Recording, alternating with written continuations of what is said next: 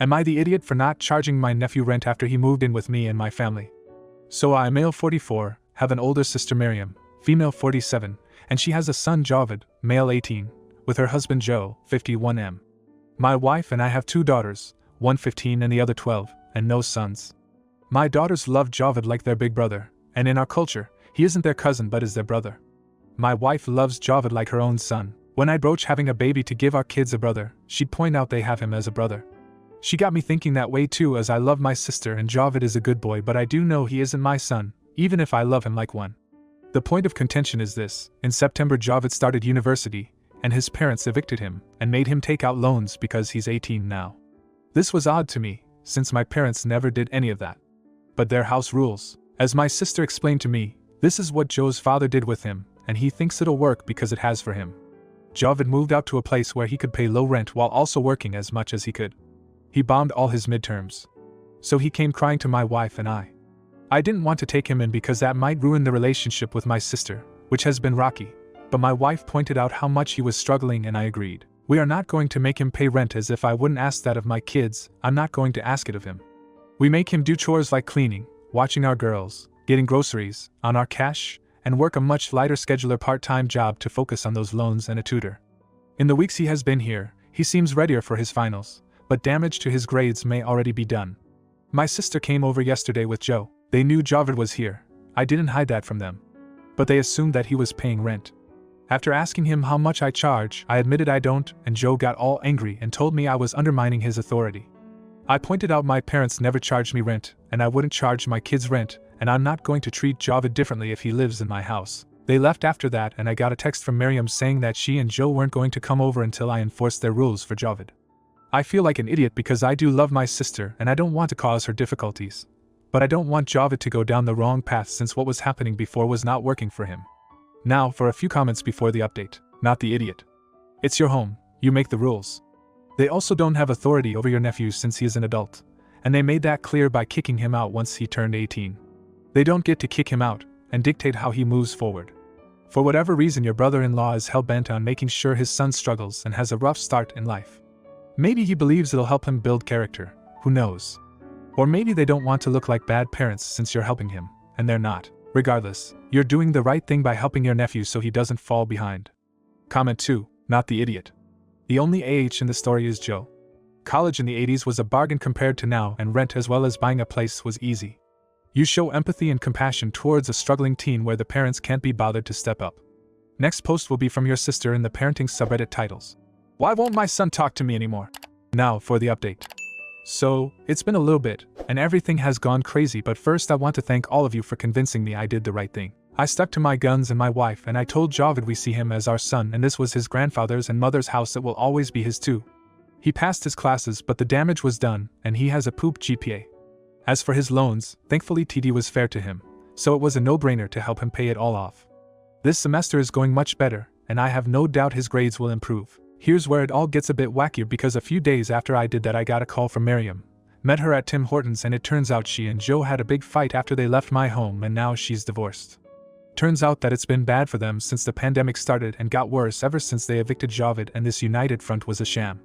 To her it's been like they've been divorced for 2 years already. She told me she reconnected with Amir, who lived next to us for a few years when he was a teenager, and they became great friends, but Joe was mistrustful cause he's a decade younger than her, and a good-looking guy.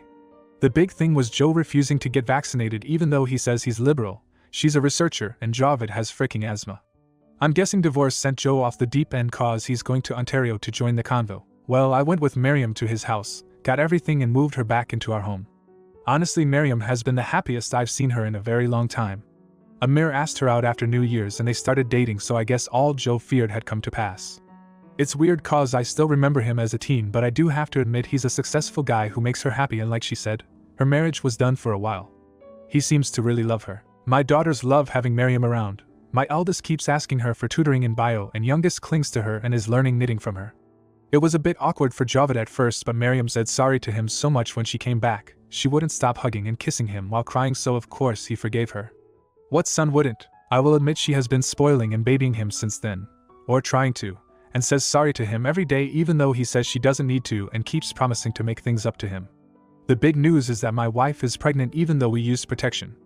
I don't know if I have a son or a princess coming, but I know my child will have a full family waiting, a father, mother, and 2 amazing sisters and the best big brother possible. We decided we'll all take a set of family photos during Javid's reading break and then another set next year once the baby's a bit older. Comment 1. Well, that took an unexpected turn. I'm glad his mother came around and Javid is turning his grades around. If he has room in his schedule, some schools let you retake classes and your new grade will replace the old one. Perhaps he can speak to someone at the school in case he is worrying too much about this GPA. Comment 2. You're the idiot. Are you kidding me? This update is just a train wreck from start to finish. First of all, you openly admit to being an enabler by not charging your nephew rent and treating him like a member of your immediate family. You are completely undermining his parents' authority and setting a terrible example. It's their responsibility to teach him about the real world and the importance of financial independence, not yours. And now you're telling us that your sister got a divorce and moved in with you. What kind of chaotic household are you running? It's clear that you have no boundaries and are inviting all sorts of drama into your home. You should have considered the impact this would have on your own family, and the dynamics between your daughters and their cousin-turned-brother. Now, for the next story. Am I the idiot for choosing my future husband's daughter over my niece? I, female 46, am marrying my fiancé, 50M. He has a daughter Davina, female 18, from his previous marriage. I don't have any children nor do I want any. I have been with him for 11 years now. Davina and I are close. I love her like a daughter. My sister, female 45, has a daughter Jess, 18F. Now, it should be noted that Davina is an only child. She doesn't have any step or half-siblings on her mother's side as well. This will be important later. Davina and Jess used to be friends. They go to the same school. But when they got to high school they grew apart. Davina became popular. She made a lot of friends. Jess is introverted. She didn't like being in the crowd, so she just stopped associating with her. She started making up excuses when Davina would ask her to hang out, just the two of them. My sister is a single mom. I would sometimes help her with Jess when she was little. She would come over to my place at times before she got into high school, but ever since she started avoiding Davina, she doesn't come over unless necessary. I have spoken to both Jess and Davina multiple times and both have confirmed there is no bullying. When I got engaged, Jess asked me if she could have a part in the wedding. I said sure. Now I have asked Davina to be a MOH and Jess to be a bridesmaid. Jess wasn't happy Davina was getting a more important role. Jess asked me to not give Davina a role at all, that she should be a regular guest. I said no. Sister called and asked the same thing. I said no to her as well. When I asked them why, their reply was literally, I don't like her. A few weeks ago, Dee and I ran into them at the mall. Davina was attempting to make small talk with Jess, but she just snapped at her. When Davina said, sorry, I didn't know you were in a bad mood. My sister snapped at me about how Davina is being spoilt as an only child, how she abandoned Jess once she got her flashy friends, how I am enabling Davina to let Jess continue live in Davina's shadow, about how fake I am when I speak to Dee's mom when I meet her at school games. She said this was harming Jess's mental health. At this point, Davina excused herself and called her mom to pick her up. Sis said if I continue having a relationship with Davina, she and Jess will no longer want a relationship with me. When I reminded her that she would be my stepdaughter soon, she said she wants me to be civil with her and not try to be her second mom. She said it was time I returned to our family instead of a random teenager. I said she and Jess were my family, but I also chose Davina to be my family when I chose to be with my fiancé. Jess started crying. People started staring, so we just left. I don't know what sis told everyone, but now a lot of family members have blocked me. My parents and fiancé are on my side, but Davina has started spending more time at her mom's. Have I been unknowingly cruel to Jess? Should I take some time to just focus on Jess? Am I the idiot? Edit, spoke to mom who spoke to sis. We'll be meeting sis after work. Now for a few comments before the update. Not the idiot. You are 100% doing the right thing by your husband and soon-to-be stepdaughter. I commend your actions. Your sister is obviously not getting the truth from Jess.